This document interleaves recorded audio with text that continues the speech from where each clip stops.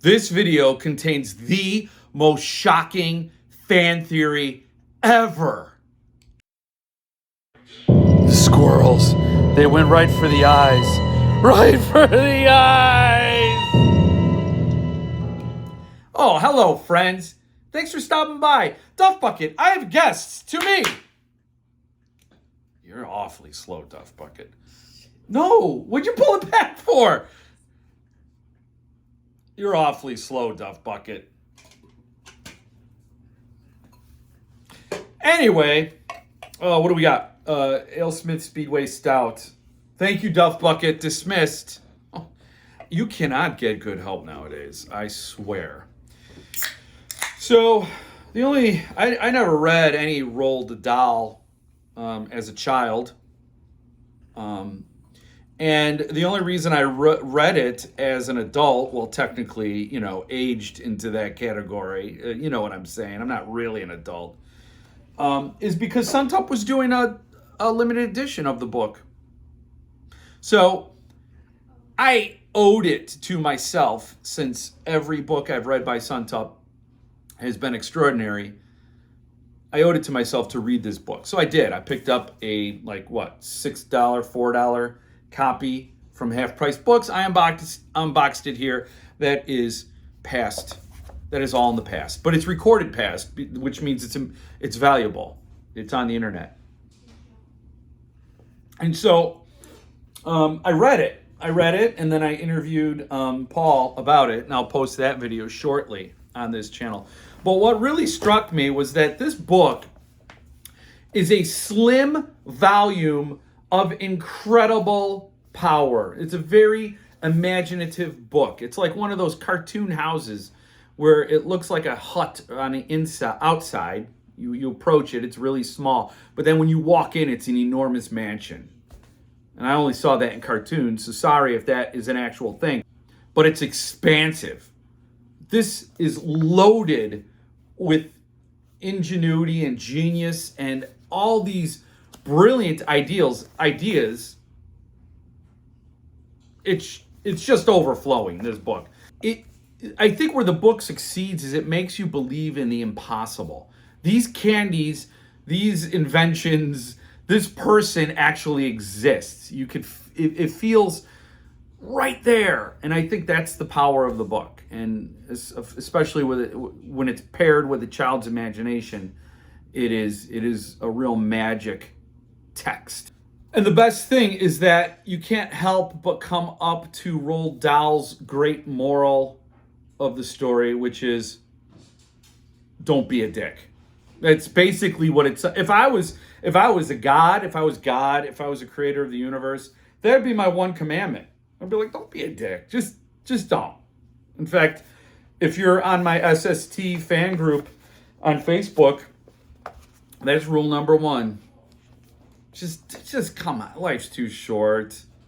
What do you got to prove? Most people that are that way are trying to prove something. So whatever. And that's something that I knew because I experienced this story as the Gene Wilder movie, which is the only movie that exists based on this book. And as someone who experienced the movie first and had it ingrained, we watched it every year. I think that's why this book got such an incredible following. Is broadcast TV would show this every year along with Wizard of Oz, and it was an annual event for families. So it became ingrained in the cultural DNA. So reading the book, I was very happy with the similarities and the things that they kept. And the things that were different were very noticeable. For example, the Oompa Loompas in the book are far different than they are in the movie. In the movie, they're more fantastical. They're otherworldly. But in the book, they kind of are a lot more human.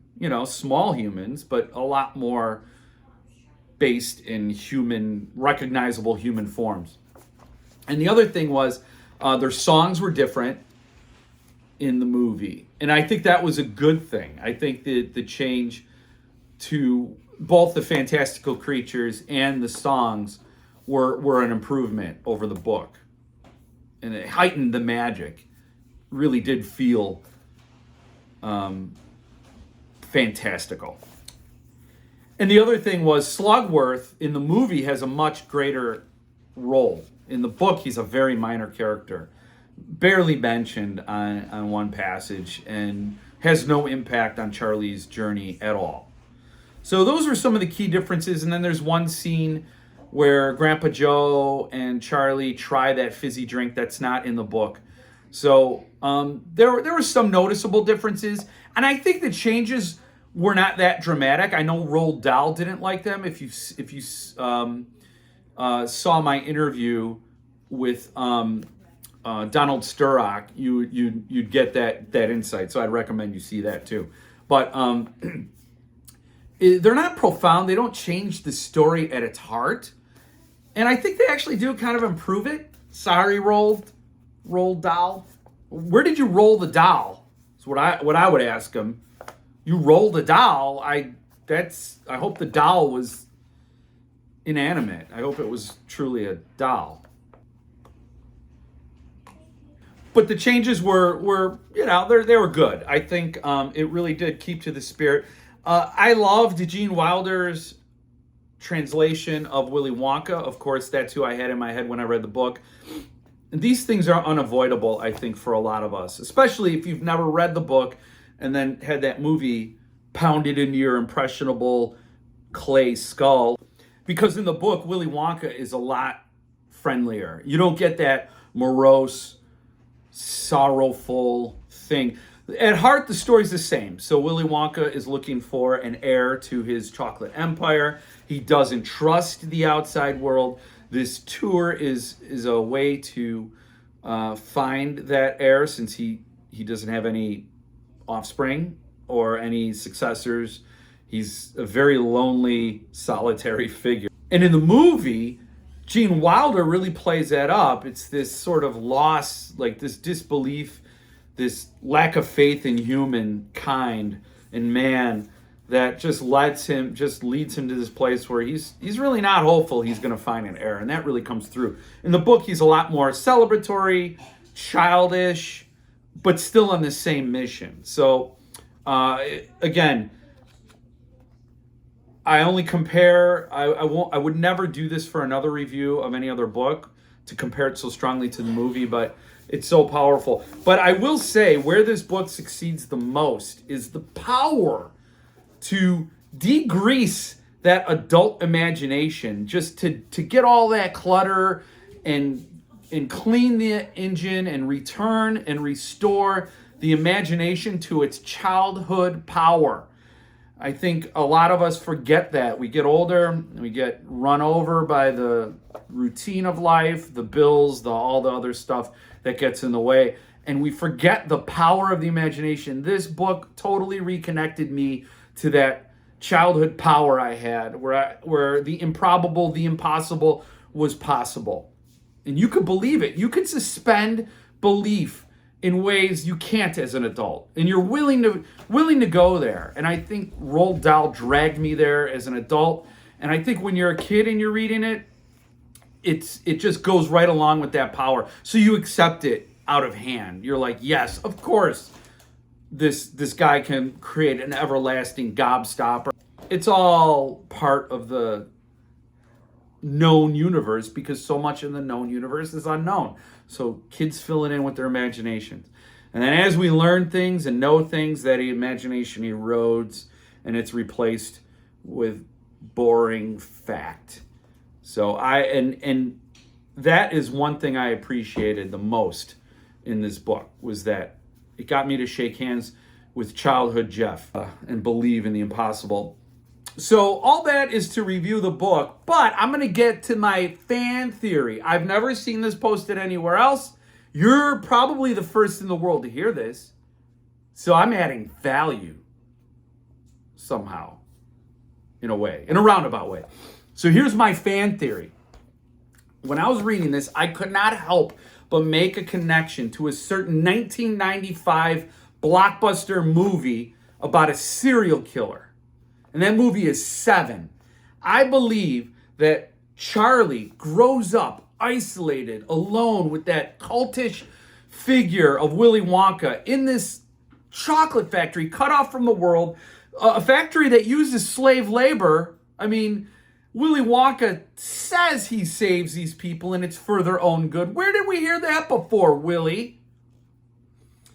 So these conditions are not ideal for a young kid to grow up in. Isolated, cut off, not believing. And I mean, if you think about it, Willy Wonka has his kid cut off from the world. Yes, his family's there. But really, the magnetic power of Willy Wonka is what draws Charlie in. And he has the boy under his spell with this innate disbelief and distrust in humankind, knows that they're all sinners, right? So he had this experiment where he weeded out the kids to find his heir.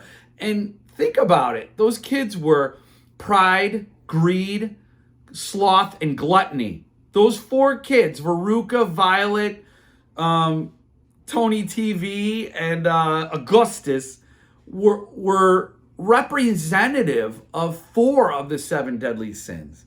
And if it's a kid's book, you can't really put lust in there and some of the other things. So Willy Wonka tried this experiment, and then he brainwashed Charlie all these years, and Charlie grew up radicalized. And then he just had it. He cracked one day, and he's like, I'm going to really drive home Willy Wonka's a grand experiment on humankind, and I'm going to test all the deadly sins, the 7 deadly sins. So Charlie grows up and becomes John Doe in 7. It adds up, people. It adds up. Go watch Charlie and the Chocolate Factory. Better yet, read the book and then watch 7 and say, that's Charlie. They don't identify him. Think about it.